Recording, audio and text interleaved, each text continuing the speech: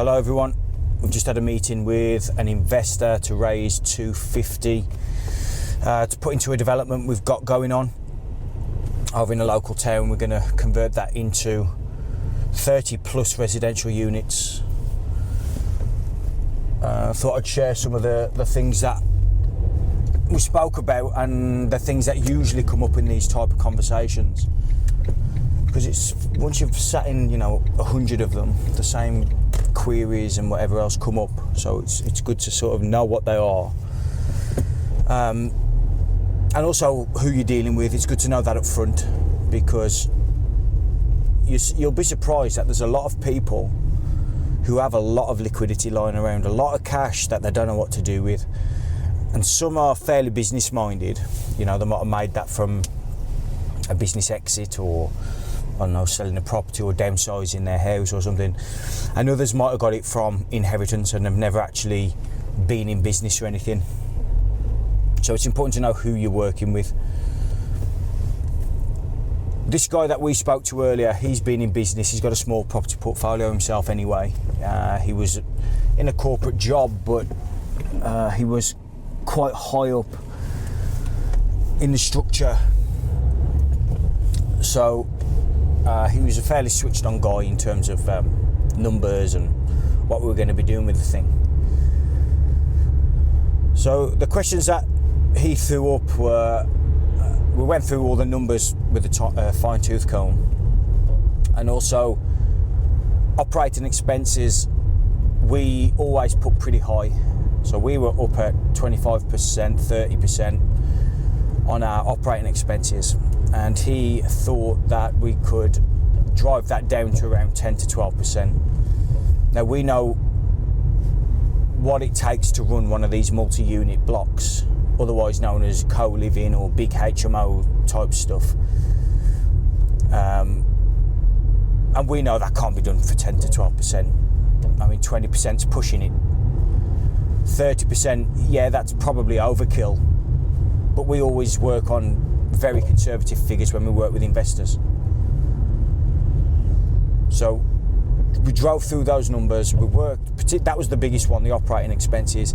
He asked about mortgage costs. Again, we're very conservative when we talk to our investors. We went in at 8.5% on a commercial loan, and he suggested that we could get a 5.5%. Now, if you're in the market today as I speak, I think it's the 19th of February today, you're not getting a commercial mortgage at 5.5%. You might get one at 6.5%, but we worked our numbers out at, I think it was 8 or 8.5, because we always work on worst case scenarios. And this deal, even with worst case scenarios, got all of your money back out on refinance, and it left you with 60 grand net profit per annum. So it's a good deal in more or less everybody's book. But because this guy had never done deals to that scale, the uncertainty led him to questions that were a little bit irrational. And this is the important thing. The people you're working with need to be buying into the vision that you've got for your company, for you as an individual, because you can always throw up questions and things that you don't really need answering. They're just like procrastination questions. So surround yourself with people who are at where you're at, or at least, or above you, in terms of the journey that you're going on. Because sometimes the hurdles that get thrown up are there simply to procrastinate on doing the deal with you. They need to have that fire in their belly, at least to the level that you do.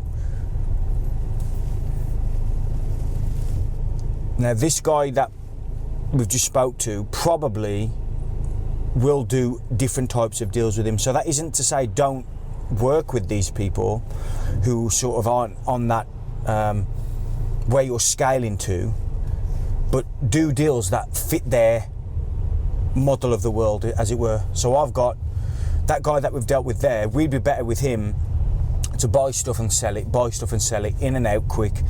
£150,000 purchases, sell it for a couple of 100,000, make a quick 30-40 grand once you took all your fees and whatever out of it.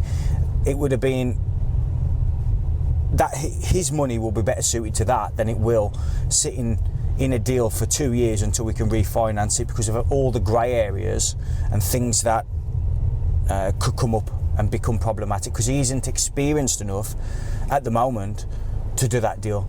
And as we scale, we haven't done some of the deals that we're doing, so we have to be risk averse as well.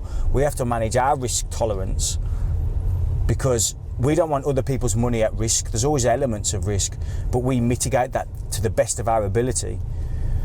Like, if the worst case scenario happened and we couldn't refinance or whatever else, could we make sure we can pay back that investor's money? So these are the type of things that you need to keep in mind when who you're dealing with, what type of proposal you put into specific people. Because I know if I went to people who had done £10 million developments, they'd look at the deal that I'm sharing there, it was about 2.5 million GDV, and they'd see things and ask questions I wouldn't even know, I've never heard before. But the questions that the gentleman earlier was asking us were questions of a smaller scale. And I suppose that is in any area of life, right? You can sort of tell people's intelligence about a specific topic, or expertise on a specific topic rather, by the questions that they ask. You can tell if they're good at what they do or not good at what they do by the questions that they ask. And that's sort of what was happening here. So always keep that in mind. Another one is tax. That comes up quite a lot when you deal with investors. Now, in theory, if you have a loan from an investor for a loan, not profit share, equity, joint venture, a loan, then if you have it for over 12 months, you should withhold their tax. Now, do a bit of research on Google for this. Anything below 12 months, you don't have to, just pay the interest back. But anything over 12 months and you're meant to fill out a form, I think it's a CT15 or something like that. Don't quote me on that. But I always do my loans less than a year if I borrow money as debt. If it's a profit share and equity split, you don't need to do it because they're a shareholder of the company, so you don't need to do it for that. But if they might ask that question, they might ask about, what is my tax liability and blah, blah. You can't really answer that. You just got to put it over to accountants and specialists in that field, because you don't have the qualifications to do it. But you can say, this is what I do, and put people in touch with each other to make sure they get the best advice on it. Get referral fees as well if they sign up for your accountants or whatever. As you get bigger and move more towards the bigger vision, you'll notice that a lot of things begin to fall away. And it's a skill to let that happen rather than resisting it. So people think it's about doing more and more stuff, and in reality it isn't. It's about doing less of the stuff that isn't working and more of the stuff that is. Or removing the stuff that's holding you back, even if that means passing on good opportunities. So I can speak for myself. So if I'm looking at doing as I write, I want to build £1 billion property investment company. If I do deals at 30-40 grand purchase prices up north in Darlington, as an example, and that's no disrespect to Darlington, but I'm going to have to do loads of them. Whereas if I begin to do 10 million, 20 million, 30 million pound developments, that suddenly becomes a lot more doable. And you have to remove everything that's going to get in the way of that. People, situations, things. Because if you don't, you're going to stay where you are. And this is the difference between linear thinking and non-linear thinking. See, non-linear thinking is exponential. It has no capped upside. Whereas linear thinking, you can only really grow double where you are today, and then maybe double where you are today again in another 10 years, something like that.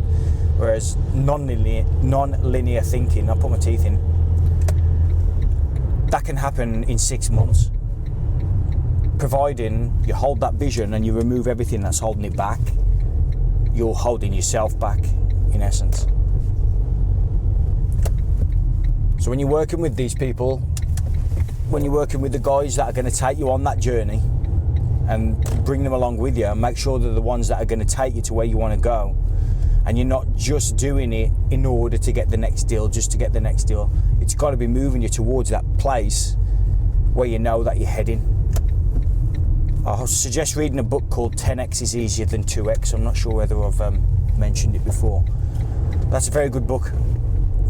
Lots of golden nuggets in there. That's 10x is easier than 2x by Benjamin Hardy.